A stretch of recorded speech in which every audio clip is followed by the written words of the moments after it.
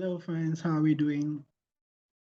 Yeah, so in this lesson, I would just want to show us how we can go about the margin and padding, like what it actually means, and I'll be able to demonstrate it even to us.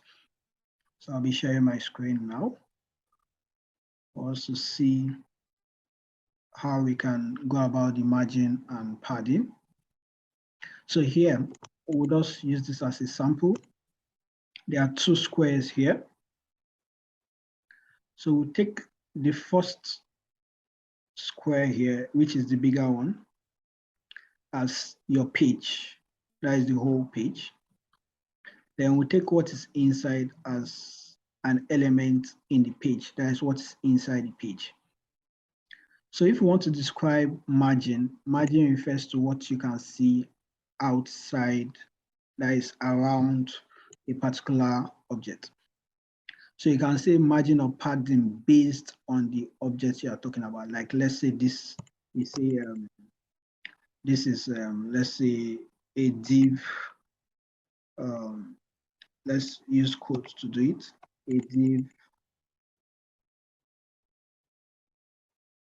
A div here with the class of, for example, fruit. That's a type of fruit. So in our CSS, we are going to target it. In the CSS, we'll target it. That's for CSS now.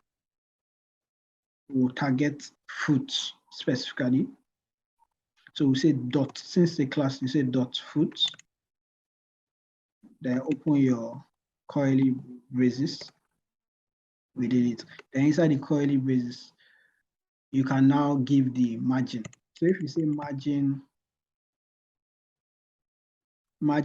top, so margin can be 4. Margin top, that is the upper part, margin bottom, the lower part, margin left or right. So let's say margin top now, we'll say 20 pixels. So once we do this for the CSS, assuming this was here before, that means this content was here, that is, this was the position in the page. Once you do this, let me reduce this a bit.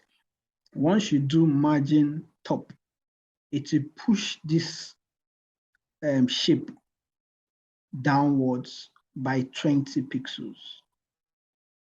Because we said margin top, the outer part, it will push it down by 20. That means the distance between these 2 points will be 20 pixels because we've given it a margin top of 20 pixels. Yes, so the same applies when we give it margin left of 20 pixels. I'm just approximating the measurement here. It can be more than this. So if we give it a margin left of 20 pixels, as we've seen before, it will push it by 20 pixels from the left side. It will move. That means distance from here to here is 20 pixels. That's what we call margin left. Same applies to the right side of it. Let's say this shape now was positioned here before, and we say margin right 20 pixels. It will push this shape up to the right. It will push this shape by 20 pixels from the right. So distance from here to here is 20 pixels. So if we now say lastly, if this shape was downwards here, and we say margin bottom of 20 pixels, it will push this shape upwards because we say margin bottom. So from the bottom, it will push it by 20 pixels.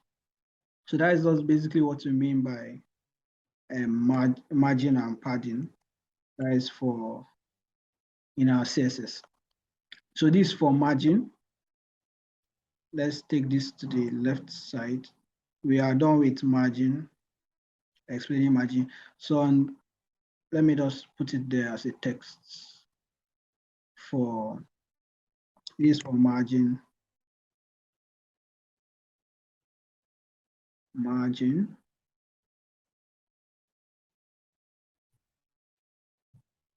Oh. So that is for margin. So we can also demonstrate it with the arrows so that I'll just make it a little bit more demonstrative. Let me just see if I can give it some arrows. Yeah.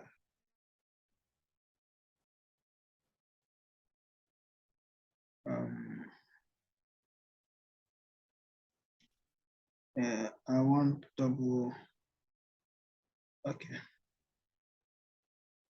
Okay, I guess we understand what that means. So let me just do the one for padding beside it. So this one is for padding. Padding. Yes. So if we have another box to inside it, so we're going to do padding now. So for padding, assuming we clear out all this, and we have another box inside. Let's take and let's say we have another element inside this element. Yes. So to do the padding, we do it based on the outer container. You know, for the margin, we do it based on the inner container. But for padding, it's based on this outer container. Let's see here. Let's say this one that is highlighted. So you now, if we give this outer container, this is a smaller container inside it now. It can be somewhere, anywhere here. So if we now give, oh, sorry about that. If we now give, I just want only this outer container. Yes. So if we now give this outer container in, let's say we call it fruit 2. Fruit.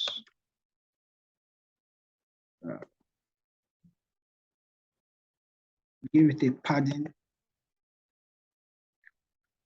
of 20 pixels.